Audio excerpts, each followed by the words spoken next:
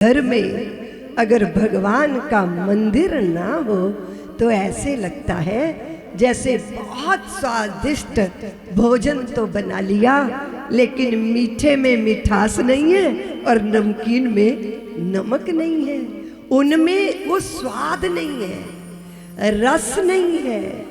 और रस के बिना जीवन कैसा लगता है बोलो। रसगुल्ले ट्रे में सजे थे हलवाई की दुकान पर और एक चीनी की बोरी पल्लेदार पीठ पे लाद के ले जा रहा था। तो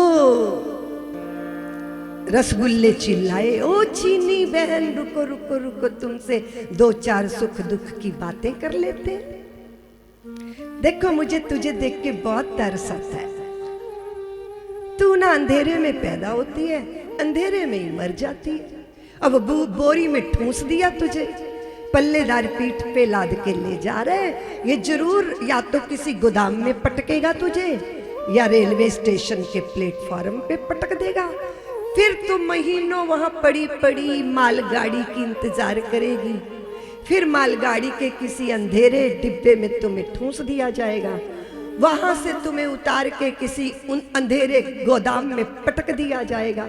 हाय हाय चीनी, तू अंधेरे में ही पैदा होती अंधेरे में ही मर जाती है, पर मेरा भाग्य तो देख कैसे मैं मिठाइयों का राजा बन के बैठा हूँ। दुनिया मुझे देख के लार टपकाती है, कोई जितना मर्जी धन मांगे हमारे लिए सब धन न्यौछावर करते हैं। सबको क्या चाहिए? रसगुल्ले चाहिए, रसगुल्ले चाहिए, रसगुल्ले चाहिए।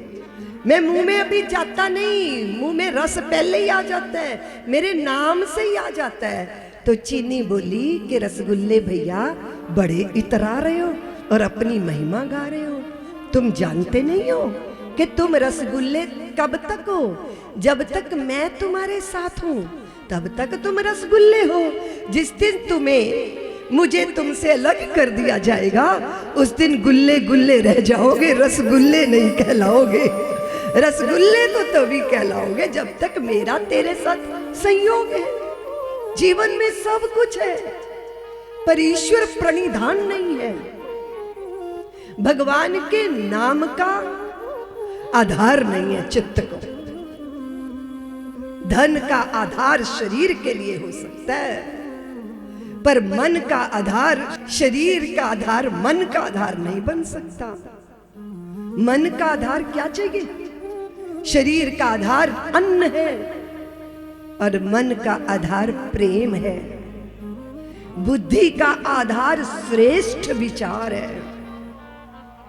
प्राणों और आत्माओं का, अपनी प्राण सत्ता चेतना का आधार परमात्मा है।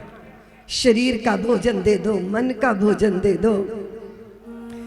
शरीर के भोजन के लिए यात्रा वासना से शुरू होती है। किसी भी जीव की यात्रा वासना से शुरू। आपके चित्त में वासना हो, हमारे माँ पिता के चित्त में प्रेम पूर्ण वासना आई तो हमारा अस्तित्व आया, हमारा शरीर माँ पिता के युगम से आया।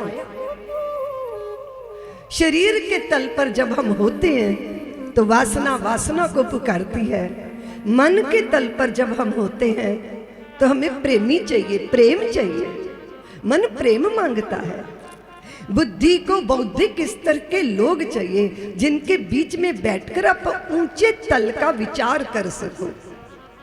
लेकिन वासना को वासना चाहिए, प्रेम को प्रेम चाहिए, बुद्धि को सद्विचार चाहिए, पर आत्मा को तो परमात्मा चाहिए। उसके बिना तो बात बनेगी नहीं।